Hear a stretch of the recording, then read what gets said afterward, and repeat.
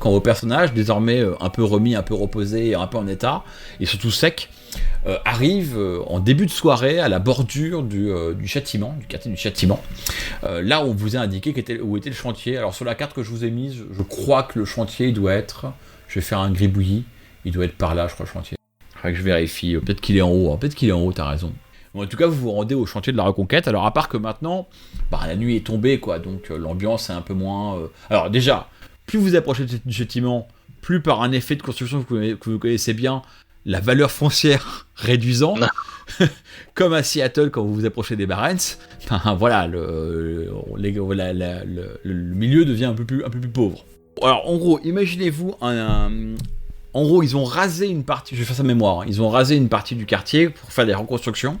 Et ce que vous remarquez immédiatement, pour le coup, qui vous parle à vous en tant que shadowrunner du sixième monde, c'est qu'il y a des espèces d'obélisques qui ont été construits, qui sont couverts de symboles cabalistiques. Et vous réalisez que c'est des espèces de protections magiques qu'ils ont construites pour stabiliser la zone d'énergie, de manière à ce que le phénomène magique, parce qu'on ne peut pas dire grand-chose de plus que ça sur le châtiment, soit arrêté et permette de reconstruire. Cela étant quand même fait, il y a un chantier qui a l'air assez large, comme si on avait rasé un gros bâtiment qu'on reconstruisait.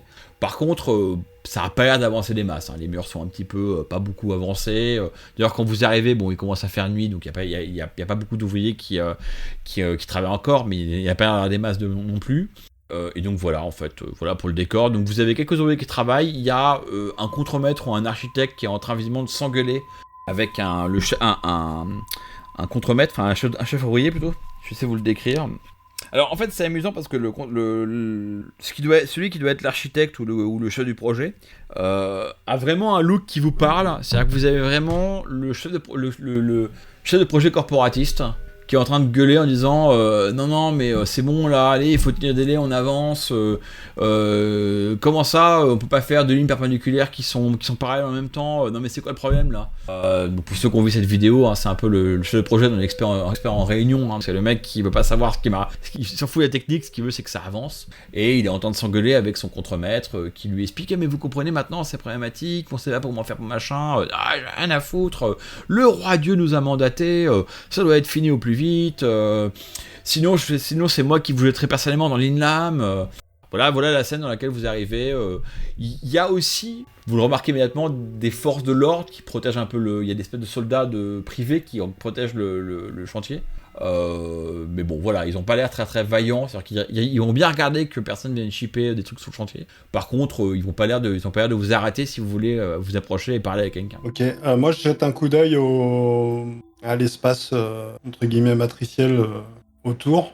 Est-ce que c'est aussi dense que ce que j'ai vu de loin, ou est-ce qu'à l'inverse c'est... Alors, je vais te répondre, je vais laisser les autres dire ce qu'ils font et je rejoindrai là-dessus. Ça prend un peu de temps, donc je t'arriverai à la fin. Je m'approche du chantier, je cherche ce qui semble être un ouvrier, et quand je suis pas loin de lui, 1 ou 2 mètres, je fais « toi là, je cherche Chen Huang ». Ok.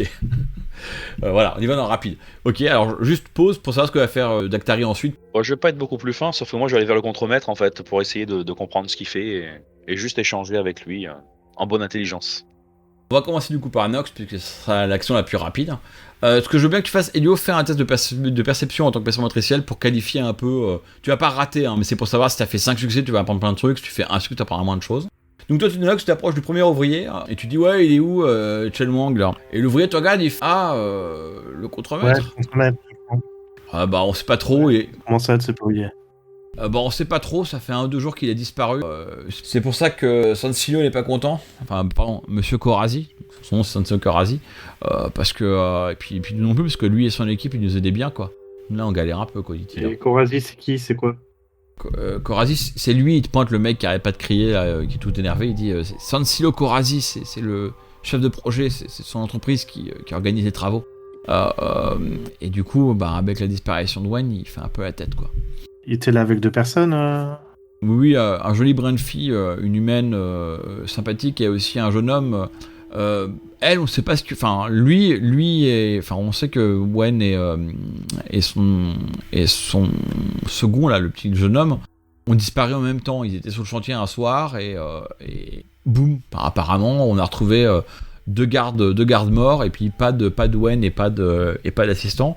Elle était pas là, mais elle est pas revenue depuis, donc on sait pas très bien ce qui lui est arrivé en fait. Et ils créchaient où quand ils étaient pas là? Là, il se frotte la barre, oui, aucune idée. Hein. Ça, je sais peut-être que Monsieur Korazi y sera, mais nous on sait pas. Ok. Je considère que, enfin, t'as transmis l'information à Daktari et on va passer à Daktari qui va voir Korazi. Donc, alors qu'est-ce que tu fais? Comment tu abordes le très énervé Korazi? Bonjour monsieur, j'ai l'impression que vous avez quelques problèmes dans votre chantier. Peut-être que mes amis et moi pourrions vous aider. En temps normal, quand un nain m'offre de l'aide pour une construction, j'aurais tendance à lui faire confiance, mais vous avez pas de barbe. Ça me fait guère confiance. À mon avis, vous n'êtes pas un vrai nain, dit-il. Et puis il va te tirer les oreilles pour vérifier que t'es vraiment petit. genre c'est connu, un nain c'est petit, donc je peux lui tirer les oreilles. Je tape sur la main parce que j'aime pas ça. Fait bon. Tu portes. Et qui vous êtes vous là? Vous m'avez l'air encore d'une bande d'aventuriers là. C'est quoi cette histoire? Et puis votre elfe là qui a l'air comment en coltard, qu'est-ce qu'il a pris là? Il a pris des champignons? En l'occurrence, pendant ce temps, Elio, toi t'es en train de regarder la matrice. Il a pris un petit coup sur le crâne, mais il est très utile pour plein d'actions. Donc non, concrètement, j'ai l'impression que vous avez quelques soucis.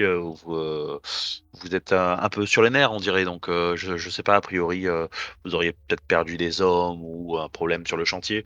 Mais en tout cas, j'ai l'impression que ça tourne pas comme ça devrait tourner pour vous. Et en ce sens, peut éventuellement vous aider. Chaque journée, il y a un nouvel aventurier qui va m'offrir son aide.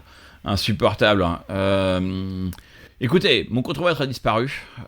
C'est un gros problème. Apparemment, d'après ce que mes incompétentes gardes, dit-il, en lançant un regard noir aux gardes un peu tremblants qui sont derrière, m'ont expliqué. Il semblerait qu'il y a 2 jours, alors que Wen était sur le chantier avec son larbin, ils ont été attaqués. 2 gardes ont été tués, un 3e assommé.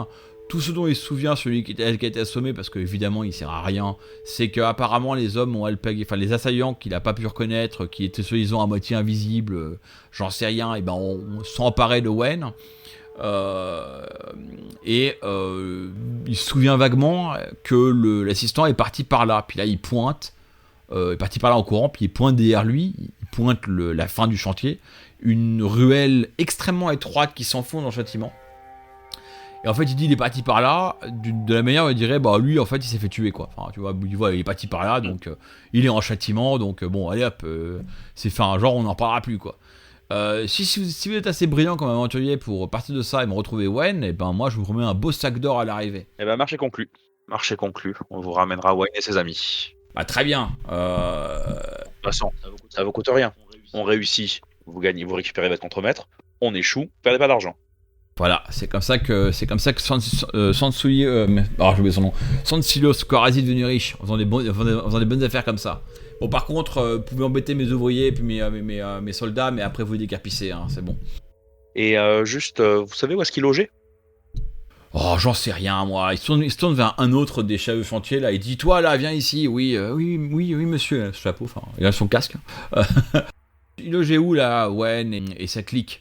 Et il est un peu gêné, il dit Wen et son assistant, ils logeaient là, et puis il pointe, en fait, de l'autre côté du chantier, t'as des maisons, hein. Un vieil hôtel un peu sordide. D'ailleurs, en fait, tu vois à peine que c'est un hôtel, l'enseigne encore indique ça, mais le reste du bâtiment ne le montre pas vraiment. Premier étage, je crois. Dame Sophie, on va dire qu'il l'appelait comme ça. Dame Sophie, elle, je sais qu'elle rentrait tous les soirs à la chaussée du lac pour aller, dit-il un peu gêné, dit pour aller à la maison des 1000 plaisirs. Ben voilà où passait tout mon argent.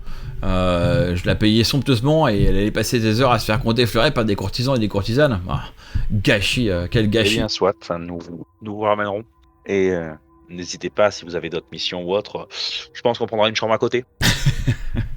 Ouais, bah écoutez, retrouvez-moi Wen déjà, puis on en parlera ensuite. Hein, parce que moi, les aventuriers niveau 1 qui débarquent pour me poser des missions, j'en ai tous les jours. Alors, il dit pas ça, il dit pas niveau 1 à haute voix, évidemment, mais c'est un peu, il dit ok, ouais. Oui. Mais je prends mes lunettes, si tu veux, quand tu fais ça, et je le toise un petit peu des pieds à la tête, simplement pour le jauger, et lui montrer justement qu'on n'est pas des amateurs. Oh non, voilà, c'est ça, c'est juste psychologiquement avoir un ascendant. Alors, fais un test de négociation, du coup. C'est ta négociation, pour un peu qualifier le truc. Non, je veux pas ça. Alors, c'est quand même un très bon... Je considère qu'il est quand même difficile, hein, c'est un mec qui négocie... Enfin, c'est un chef de projet, non, quoi, donc il négocie et sait faire son boulot, quoi. Mais voilà, l'objectif, c'est juste pour lui montrer qu'on n'est pas des débutants, quoi. Sans plus. Non, mais j'ai pas de cara qui correspond à ça, donc t'en fais pas. Bon, tu fais un test de charisme pour une négociation, ça va juste au PDK, tu vas rater. Hein. Oui, alors on va dire que j'ai raté de suite. Bah là, t'as fait un succès. Bah lui aussi, tu vois, donc avantage PJ. Ah, ça y est, j'ai récupéré la poisse de Helio. T'as vu, maintenant, c'est moi qui lance d'idées qui fait 1, c'est bien. C'est bien pour vous, ça va commencer à vous aider. Pas besoin d'avoir 15 dés pour faire 1, tu vois. C'est ça. Très bien, je rattaque la structure cristalline. C'est le moment ou jamais. Full attaque. Alors donc 2 secondes. Alors en fait donc tu réussis un peu enfin tu montes tes lunettes et c'est un peu de faire ton malin. Tu réussis un peu à impressionner Corazi. Donc il va quand même te prendre un peu au sérieux et se dire que peut-être que t'es pas, peut-être que tu vas y arriver. Il dit bon, écoutez vous me voulez être un malin monsieur Dac dans le riz là. Il dit il y a un truc, c'est que depuis quelques semaines Wayne avait l'air un peu distrait et un peu inquiet. Je sais pas ce qui lui est tombé dessus, mais à mon avis, il savait qu'il y avait un truc louche. Au début, quand je l'ai recruté, il était vraiment passionné, il passait vraiment 15 heures par jour sur le chantier, il faisait plein de trucs, il aidait à installer des runes, il parlait avec tous les magiciens de la ville, enfin les magiciens de la ville, il y a une guilde de magiciens à la élite. La magie profane est mal vue à la élite. Donc il allait tous les jours à la guilde de magie, il parlait avec les prêtres des temples élémentaires sur comment faire pour améliorer ce qu'il appelle le feng shui du châtiment. Vous savez, là, il vient de très loin, hein, donc ils ont des mots bizarres là-bas. Et vraiment, il était passionné. Et ces dernières semaines, je ne peux pas dire qu'il délaissait ce chantier, mais clairement, il travaillait à autre chose en parallèle. Je l'ai beaucoup vu traîner en ville, parler un peu à tout le monde, s'inquiéter de beaucoup de choses. Donc, je ne sais pas très bien ce qui lui est tombé dessus, mais à mon avis, il l'a vu venir ou il devait s'en douter. Enfin, est-ce que tu me poses des questions par rapport à ça, Dactari, ou est-ce que j'embraye sur Helio ? Non, on braille sur Helio. Toi, pendant ce temps, t'avais fait ton test de perception, t'avais fait 3, t'as commencé à regarder un peu les appareils, on va dire, minéraux qui sont devant toi dans le quartier du châtiment. Et en fait, la blague que j'ai faite à l'instant où le mec dit ouais, votre elfe il est un peu défoncé, elle est pas complètement fausse, t'as vraiment été captivé par ce que t'as vu. C'est-à-dire, t'as vraiment vu des appareils qui arrêtaient pas de changer de position géographique, comme s'ils bougeaient. Alors que apparemment le reste de la ville bouge pas, donc c'était quand même surprenant. Leurs icônes étaient extrêmement bizarres, extrêmement tordues, et quand tu les regardais un peu trop longtemps, ça faisait un peu un effet hypnotique, quoi. Tu devais un peu te forcer d'arrêter de regarder, sinon ça te bloquait la vue.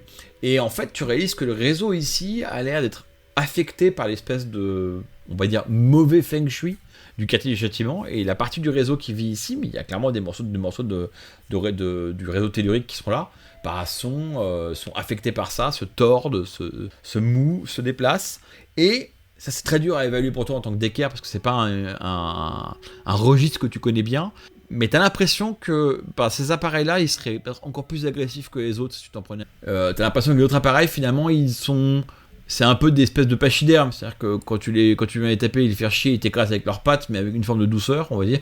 Tu vois, avec une forme de je t'écrase, quoi. Là, t'as plutôt l'impression que si tu vas les embêter, c'est un peu comme planter un petit bâton dans un lion, dans une cage, tu vois. Sauf que la cage, elle n'existe plus quand tu prends le bâton, quoi. Donc voilà, tu penses qu'ils ont l'air... L'image qui vient en tant que Shadowrunner, c'est un peu la différence entre des ghouls et des ghouls férales, quoi. Enfin, la ghoul sauvage, tu vois. C'est un peu ça le parallèle que tu fais par rapport au 6ème monde. Est-ce que ça répond à tes questions? Est-ce que d'autres questions, Helio? Non, ça répond à mes questions. Là, tout de suite, je vais pas chercher à aller plus loin.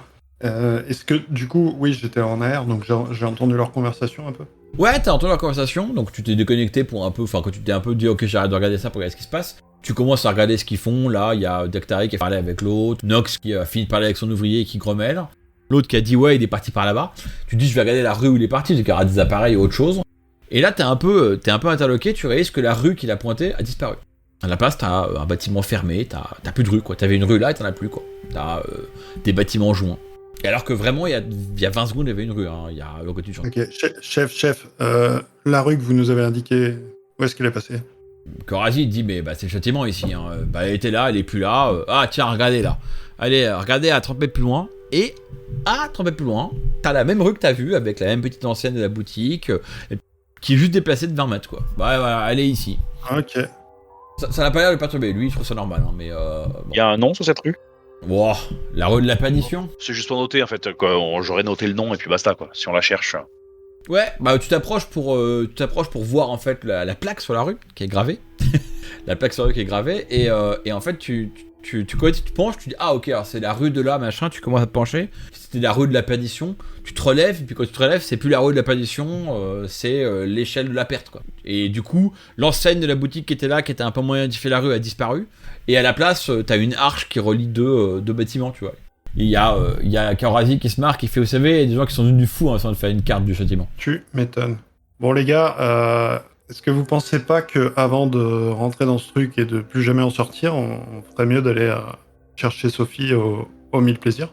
Je pense qu'elle y est plus, mais oui, pourquoi pas. Bah, disons que si on rentre là, à mon avis, on ressort pas. C'est sûr que la mission est là-bas, mais bon. C'est l'assistant qui est parti par là. Oui, c'est l'assistant qui est parti par là.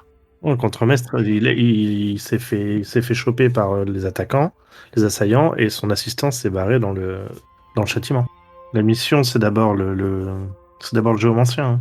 Si on peut ramener ses assistants, c'est mieux, mais allons déjà faire un tour chez lui, c'est juste à côté avant de descendre au Mille Plaisirs. Sachant que les Mille Plaisirs, il y aura peut-être plus de monde ce soir que là en milieu d'après-midi. Ouais, t'as raison. Parce que si on redescend, moi je remonte pas ce soir pour fouiller la porte. Effectivement. Je vous rappelle que c'est déjà la fin de journée, hein. Vous avez pris une grosse sieste et vous êtes reparti après vous être posé. Ou alors vous avez voulu dormir la nuit entière, je sais pas, ouais. Je n'étais pas du principe que vous ayez une sieste et que vous partiez, mais vous avez plutôt dormi pour aller à l'aube au chantier. Enfin, dans tous les cas, moi je redescends pas pour remonter. Hein. On va dire, c'est plus, on va rester dans le flux tendu. On va dire que vous avez fait une pause de 3 heures. Vous êtes reparti à la tombée du soleil. Et donc là, il est entre 9h et 10h. Donc vous passez d'abord à l'hôtel. Alors vous avez l'accord de Kaorazi, donc il vient avec vous. Il vous dit, il va voir la tenancière, qui est une vieille femme vraiment déprimante, des cheveux gris. Elle porte un voile de veuve. Elle est comme ça adossée derrière son comptoir. Pour vous donner une idée, les marins de l'auberge ont l'air plus joyeux qu'elle, quoi. Et donc Kaorazi explique que oui, ces aventuriers là sont là pour enquêter sur la disparition de mes hommes. Donnez-moi le double de clé pour la porte de la chambre de Wen. Il fait très bien, monsieur Kaorazi. Puis elle prend la clé, vous filez le double. Kaorazi vous laisse monter dans un petit escalier en bois, tout grinçant, tout étriqué, qui vous amène à l'étage.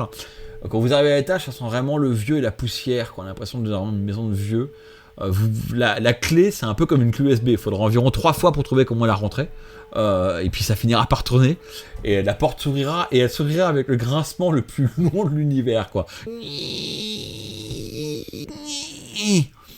Et vous découvrez une petite chambre absolument déprimante. Un lit à gauche, un lit à droite. Un vague bureau sur la gauche aussi. Une toute petite porte qui mène à une salle d'eau. Alors une salle d'eau, ça pourrait être le grand luxe dans un monde comme la Élite, mais elle fait pas envie, la salle d'eau. En fait, vous voyez pas l'étoile d'araignée qu'il y a dedans, mais vous savez qu'il y en a. Et vous savez qu'il y en a même si les mecs prennent les douches tous les jours. Genre, voilà, je sais pas comment vous faites, mais bon, voilà. Il y a une petite fenêtre qui donne sur le chantier, une très jolie vue sur le chantier. Alors, pour comprendre que Wen était passionné par son boulot et qu'il avait pris ça pour la vue. Et histoire de rajouter un point de scène à Helio, au moment où vous regardez par la fenêtre, la rue en face a encore changé de position. D'ailleurs, c'est plus une rue, c'est une impasse. Voilà, vous êtes dans la chambre. Alors il y a vraiment, il y a très peu d'indications, il y a très peu de choses personnelles. Il y a très peu d'indications sur le fait qu'ils viennent du 6e monde. Quoi. Vous n'avez pas un comlink qui est posé là ou autre chose évidemment. Mais voilà, je vous laisse me dire ce que vous faites du coup. On cherche des papiers, des notes sur ces recherches, ces avancées. Moi, de prime abord, avant de commencer à fouiller, de chercher des informations, etc., est-ce que il semble que ça a déjà été fouillé justement? Parce que la poussière a été dépassée. Je rêve. Je rêvasse. Non, je rêvasse, je suis dans mon esprit et je me demande, j'observe depuis la fenêtre en fait ce qu'il peut voir, le chantier, s'il y a des choses qui pourraient ressortir, mais sans grande conviction. Faites-moi tous un test de perception, hein, parce qu'au final, ça revient toujours à perception ce que vous faites là. Comme quoi, mon lance de dés, plein de succès. Non. Alors, 3 pour Daktari, 4 pour Nox et 2 pour Helio. Alors on va commencer par toi Helio, parce que ça c'est relativement simple sur des papiers, à défaut de trouver des comlinks, hein, et en ouvrant le tiroir du petit bureau sur la droite, tu trouves une liasse de papier. On n'a jamais défini si vos personnages étaient d'origine de France ou pas, mais on va dire que vous parlez français, que vous lisez français. Charles a écrit avec une plume des trucs en français.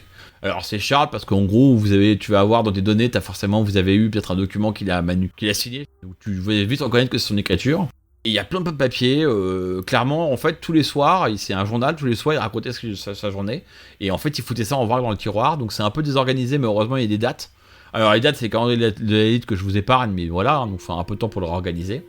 Et donc, il a écrit plein de trucs, c'est un peu son journal de bord, et alors, tu vas prendre 10 minutes pour un peu feuilleter ça. Les premières semaines, tu les passes vite. En gros, ça peut se résumer à mais c'est génial ce projet, c'est incroyable, j'ai jamais vu un endroit avec un feng shui aussi pourri, c'est le défi de ma vie quoi, enfin c'est absolument phénoménal, on m'a donné, j'essaie de faire un parallèle qui pourrait parler à tout le monde autour de la table, mais on m'a donné carte blanche pour refaire tout, c'est super, là c'est la première semaine, après il a commencé à travailler avec les différents magiciens, il dit mais c'est incroyable, une magie ici, alors maîtrise de concepts qui sont encore pour nous sur Terre, qui sont encore pour nous extrêmement étrangers, sont complètement maîtrisés, ils ont des rituels incroyables, ça y est aujourd'hui on a fait un rituel pour sceller une partie du chantier, c'est super, ça a complètement réligné et fortifié les lignes de lait, les lignes d'énergie, c'est super, bref.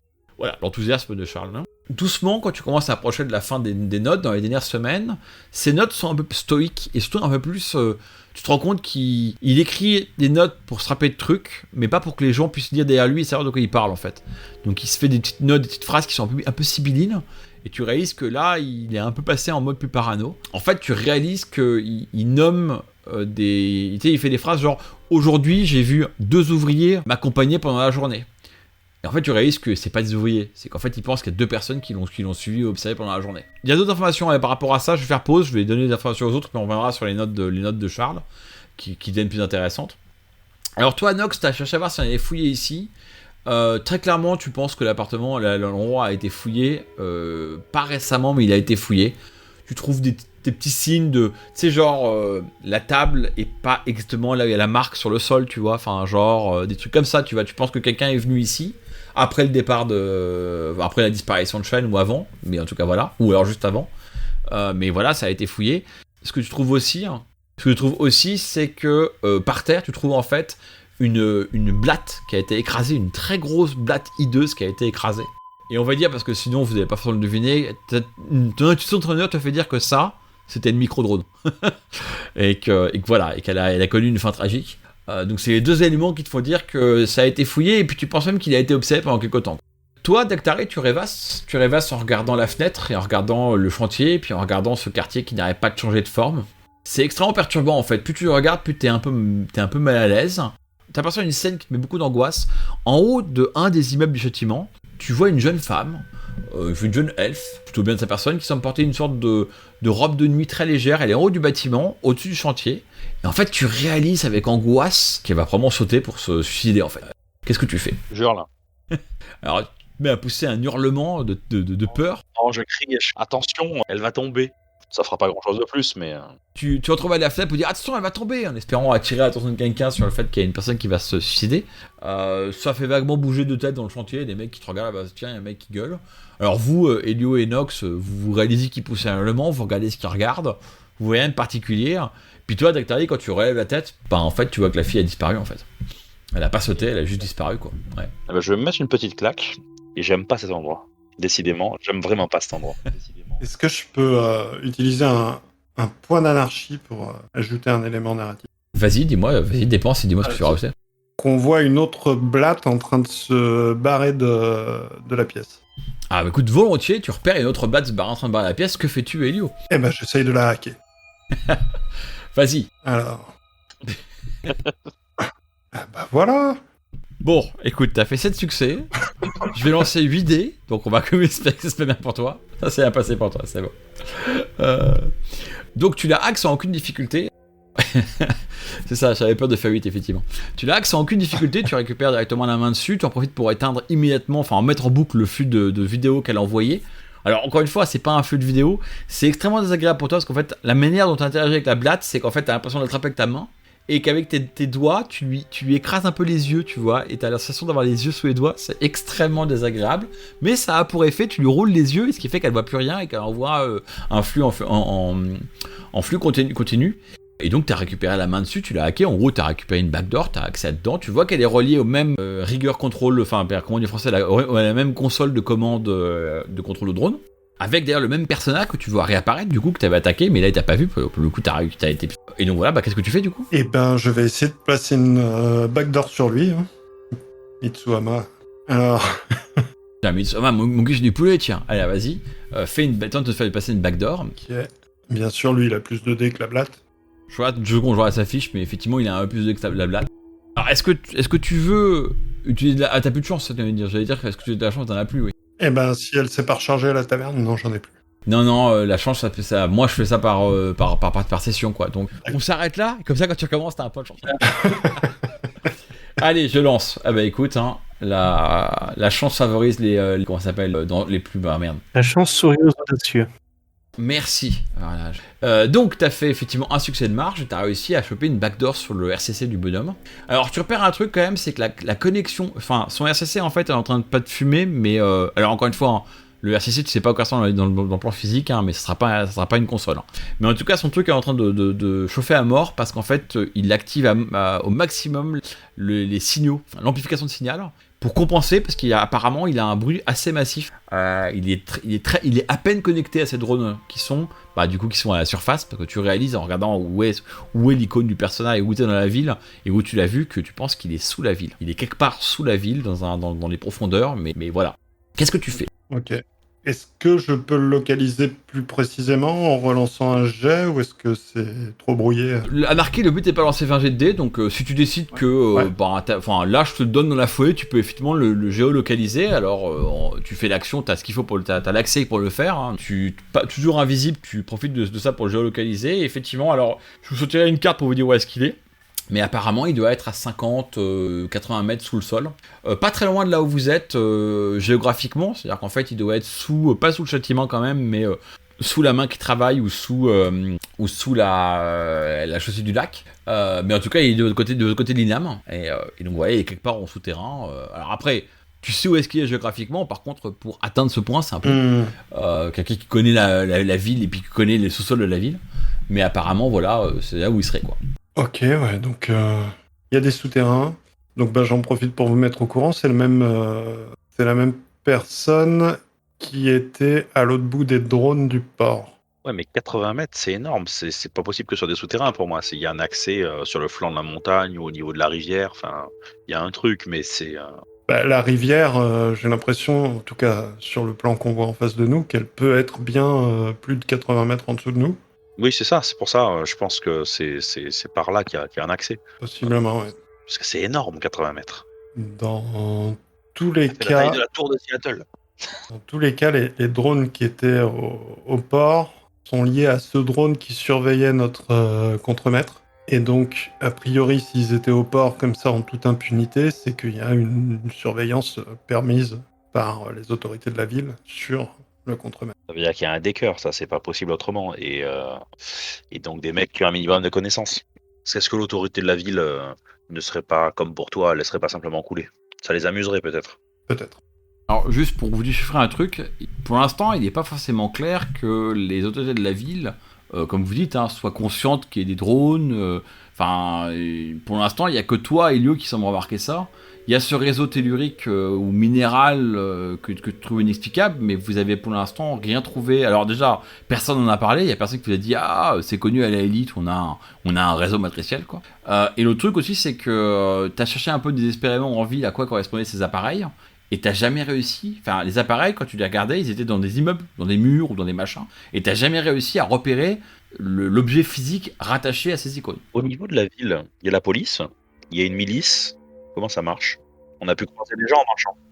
Il y a du guet, des soldats du guet qui sont vraiment, qui on va dire fonctionnent plus comme des, comme des gendarmes en fait.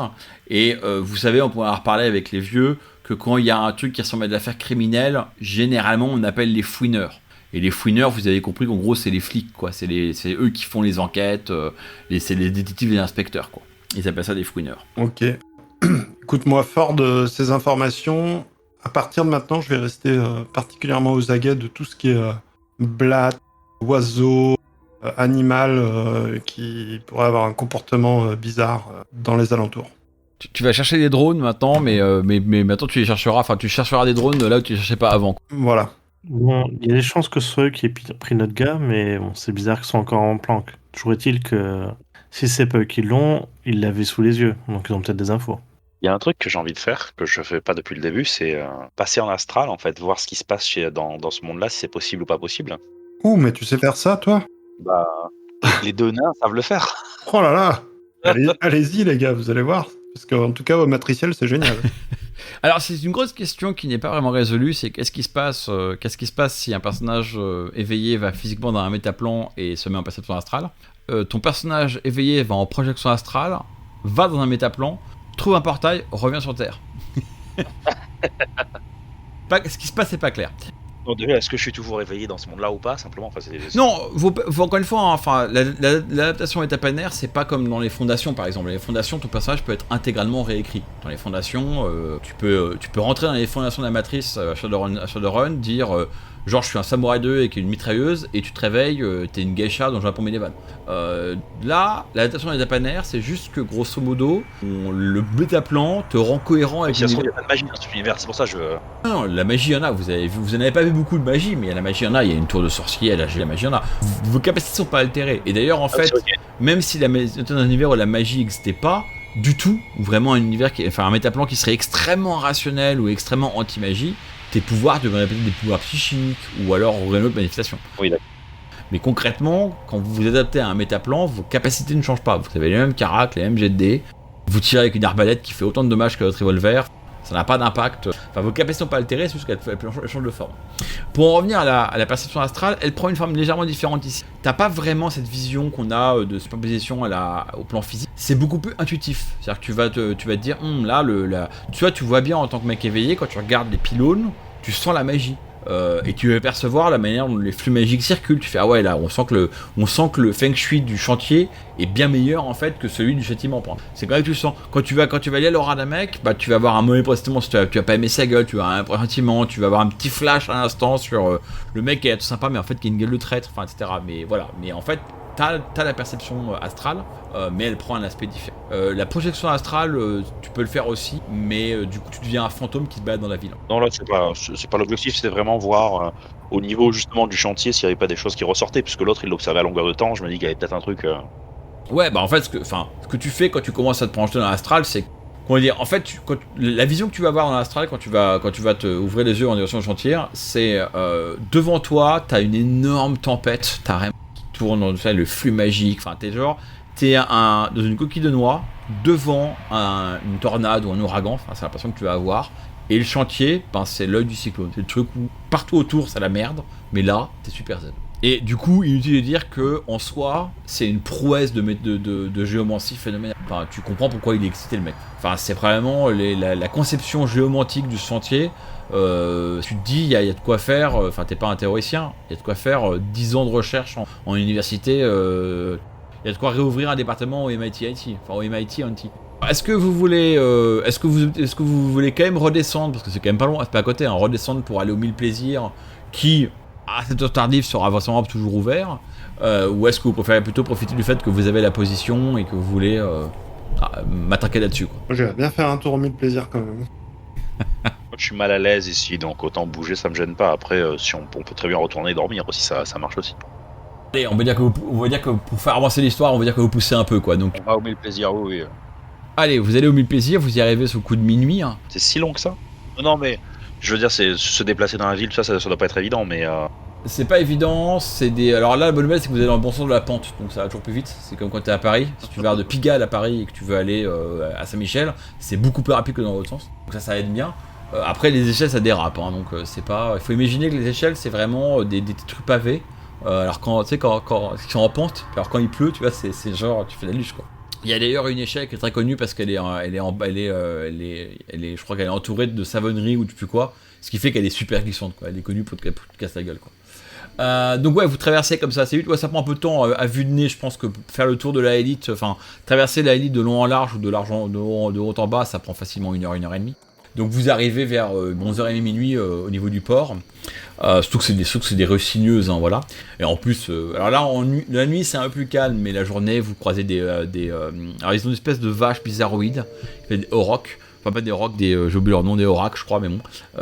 Donc qui encombrent les rues. Vous croisez des mecs. Alors il y a je l'avais oublié de décrire, mais vous croisez souvent des porteurs de fées. Les porteurs de fées, c'est souvent un nain et un humain. Qui portent en fait des trucs qui sont des espèces de livraisons pour la élite qui viennent apporter qui transportent des choses, et en fait c'est toujours un duo genre nain humain, parce que celui qui monte c'est le nain et celui qui est derrière c'est l'humain, puis quand ils descendent ils inversent. Donc du coup voilà quoi. Et pour la petite histoire, en fait, il y a même des courses de portefeuille qui sont organisées assez régulièrement. Donc vous descendez la ville, vous arrivez devant les 1000 plaisirs, donc le bâtiment est toujours aussi joli et sort toujours autant du lot. Le port s'est un peu calmé le soir. En fait, le soir, il y a encore un peu d'activité parce qu'il y a quand même des tavernes qui sont ouvertes. Et dans la partie pêcheur, il y a beaucoup de pêcheurs qui vivent dans leur barque, donc dans leur bateau, donc voilà. Donc vous avez un peu à droite une sorte de ville nautique qui s'est créée, comme un courant avec des tentes, mais sauf que c'est des bateaux. Et puis il y a quand même quelques marins qui circulent, mais c'est quand même un peu plus calme. Et devant les portes devant les portes du Millefeuille, il y a beaucoup moins du Mille-Plaisirs, il y a beaucoup moins de monde. Mais il y a encore quelques silhouettes un peu élégantes. Et en fait, il y a d'ailleurs un homme, on va dire un valet à l'entrée, un homme avec une tenue élégante. Encore une fois, son look dépasse un peu le niveau, on va dire, historique de la élite. Il ressemble plus à un bonhomme en livrée de la Renaissance qu'à un mec du Moyen-Âge. C'est un humain, ma foi fort élégant, qui apparemment fait l'appariteur. Donc quand vous arrivez, il y a un couple qui s'éloigne, qui sort en riant, une très jolie jeune femme en robe, accompagnée par un monsieur bien habillé, qui a visiblement passé une soirée délicieuse et rentre à la maison. Et donc vous arrivez devant l'appariteur, que faites-vous ? La pièce d'or. Je tourne la tête. Eh ben, on essaye d'entrer, quoi. On se dirige pour voir comment ça se passe pour rentrer. Bonsoir messieurs, bienvenue à la maison des 1000 plaisirs. Vous avez une réservation peut-être ? Monsieur, dame. Non, nous n'avons pas de réservation, mais nous aimerions pouvoir entrer. Écoutez, la maison est ouverte à tous. Après tout, nous n'avons pas beaucoup de monde ce soir, donc on pourrait probablement accommoder 3 personnes de plus que vous. Évidemment, vous devrez vous contenter des plaisirs qui sont offerts ce soir dans la maison, et nous ne pourrons pas faire pour vous d'événements spéciaux qui caractérisent notre demeure et qui font la joie de tous nos hôtes. Évidemment, avant de vous faire entrer ici, il me faut de vous demander de faire tribut auprès de notre humble établissement. Puis là, il sort en fait une cassette à base de il faut mettre de l'argent et puis vous pouvez rentrer. On va accélérer un peu, hein. Tu sors ta bourse, Dactari. Oui. Tu mets une pièce d'or, il te regarde avec un petit sourire, t'en mets une seconde, puis une troisième, et puis il te fait... Tu ne sais pas continuer, puis bon, quand tu arrives à la 100e pièce d'or, tu commences vraiment à pleurer, là tu sens que t'en as un peu beaucoup, et là apparemment c'est assez, donc il fait « Ah, merci beaucoup ». Il repose sa cassette, et il fait « Bienvenue dans notre belle demeure ». Alors vous rentrez, et alors là c'est vite, on va dire que c'est exactement ce que vous imaginiez, c'est-à-dire que quand vous rentrez, vous avez une grande pièce avec une scène de théâtre, il y a des jolies femmes partout, des jolis messieurs partout aussi. Un parallèle qu'on pourrait faire de français, ça rappelle un peu les Folies Bergères, quoi. Vous imaginez qu'il y a un gros spectacle, tout ça est très sexy, mais c'est pas un bordel, quoi. Et donc vous avez des jolies femmes partout qui dansent, avec de jolis messieurs, et vous avez clairement les autres, ça se voit, sont tous captivés par les différents gens qui interviennent ici. Il y a beaucoup de gens qui parlent, qui déclament de la poésie dans les recoins du truc. Il y a alors, en vous enfonçant dans le lieu plus, vous réalisez aussi qu'il y a beaucoup de ce qu'on appelle nous l'amour galant, c'est-à-dire qu'il y a beaucoup de... donc une jeune courtisane qui va parler avec un noble de la ville et qui lui déclame des vers et ils parlent de philosophie ensemble, etc., etc. C'est une vision très très old school de la... Voilà, exactement, ça fait bailler Nox. Voilà, et donc voilà un peu pour l'ambiance, donc qu'est-ce que vous faites du coup ? Et moi je propose à Nox, je voulais savoir, ça t'intéresserait pas de gagner un peu plus d'argent en travaillant ici ? Explique ta connerie. Je rigole. Et ben tu pourrais courtiser des tiers. Tu veux dire que ils pourraient me défier pour savoir s'ils sont dignes de moi ? Par exemple. Des filles, des hommes, qui tu veux. Ça après la question ne se pose pas. Puisque si ça se trouve, la personne que nous recherchons n'est peut-être pas disponible ou elle n'est simplement pas là, elle a disparu. Enfin, on va voir en enquêtant. Mais si ça se trouve, ça pourrait être intéressant d'avoir quelqu'un d'infiltré à l'intérieur. En parallèle, moi j'essaye de repérer le bar. Cache ma bourse. Le bar, non, il y a des bars, et c'est pas des bars, c'est des endroits où on te sert des cocktails fabuleux, où on propose du vin, on propose des nectars de Dieu. Enfin, t'as plusieurs endroits dans le bâtiment et dans les estrades, enfin pas les passerelles, comment ça s'appelle ? Ouais, les estrades, enfin les mezzanines, les mezzanines qui sont au-dessus de la scène. T'as à chaque étage milliards de choses qu'on t'offre. Ok. J'essaye de trouver un majordome, une personne qui a l'air de s'occuper des clients. Alors, en fait, t'as l'impression que tout le monde s'occupe des clients, enfin que les clients ils sont tous aux petits soins, et donc tu interceptes. Effectivement, un mec qui a un majordome, en fait, son travail c'est d'être maître de vin, en fait, c'est lui qui apporte, qui tient une sorte de petit stand de vin, et puis il fait goûter des vins plus ou moins précieux aux gens. Plus ou moins adaptés, notamment apparemment quand t'arrives, il y a un nain qui a l'air très très riche, qui est en train d'essayer de lui dire « Ouais, moi ce que je voudrais c'est manger ça et ça et ça, et faire un repas avec 12 plats, etc. » Alors moi je vous recommande pour votre 7ème plat de prendre ce magnifique petit vin qui nous vient de la province de machin, puis voilà. Donc une fois qu'il a fini avec son nain, il se tourne vers toi et il fait « cher monsieur l'elfe, que puis-je pour vous ?» Bonjour.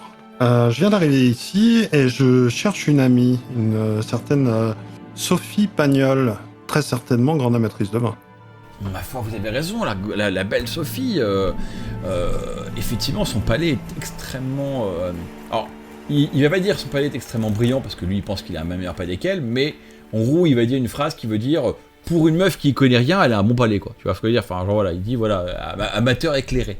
Il dit, oui, Sophie consomme souvent de mes vins, et nous avons de bonnes discussions sur le cépage, mais il faut dire que Sophie est une régulière, elle vient tous les soirs et elle goûte à tous les plaisirs, enfin à tous nos 1000 plaisirs. Il n'y a pas une courtisane ou un courtisan avec qui elle n'a pas passé des heures à parler, et peut-être plus si amitié. Il n'y a pas une personne qu'elle a vue et d'ici qu'elle n'a pas fréquenté. Et d'ailleurs, en très bon terme avec notre amie, alors il ne va pas dire tenancière, mais la maîtresse des lieux, la douce Joliane. Ok, donc Joliane, c'est la propriétaire pour moi des lieux, qui apparemment Sophie est une bonne amie. Alors en fait, il va pas le dire comme ça, mais dans la discussion avec toi, avec Tarir, il va laisser entendre que Sophie a un peu un crush sur Joliane. Alors est-ce que c'est un crush amoureux ou un crush amical, t'en sais rien, mais apparemment elle est fascinée par Joliane, voilà, elle suit le jeune partout. Voilà. Donc oui, par contre, Sophie, ça fait effectivement quelques soirées que je n'ai pas vue. La dernière fois que je l'ai vue, c'était quoi? Il y a 2 nuits de cela, donc pour corréler, hein, la nuit dont il parle, c'est la nuit où elle a été kidnappée Shannon. Elle était en pleine discussion justement avec Joliane, et je crois qu'elle a dû passer la soirée avec elle. Ça doit être la dernière qu'il a vue. Et Joliane est là ce soir?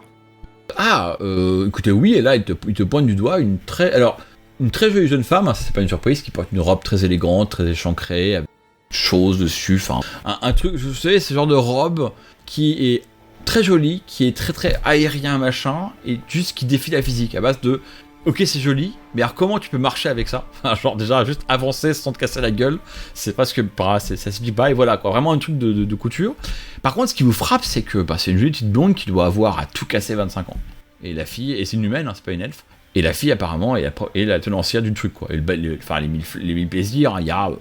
le bâtiment a l'air quand même gigantesque, c'est une énorme entreprise quoi, donc c'est un peu comme si vous voyez débarquer dans un centre, dans un resort corporatiste ultra moderne avec tous les trucs, et puis c'est une fille de 21 ans qui gère le truc quoi. Salut, chez moi.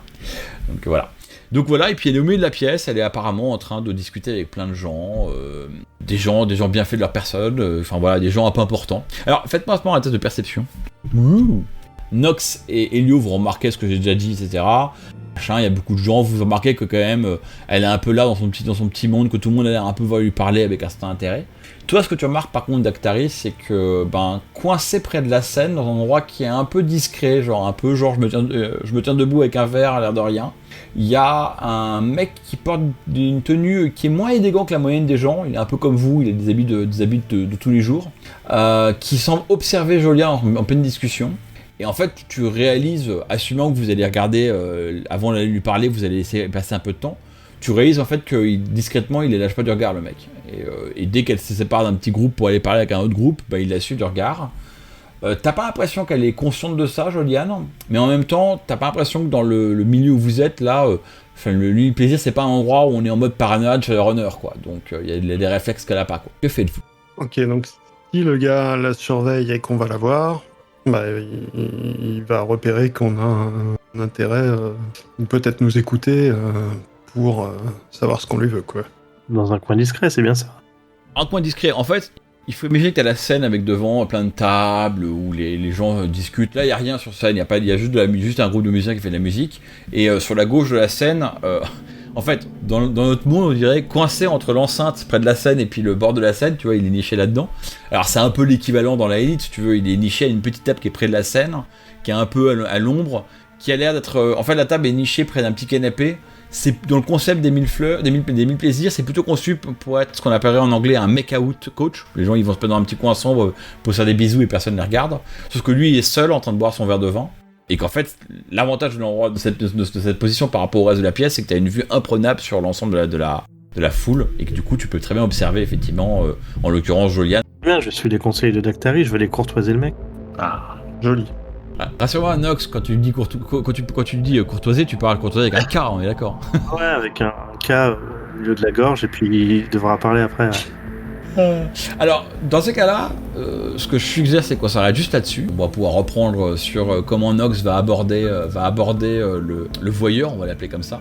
Ça nous fera un beau point de redémarrage dans l'action.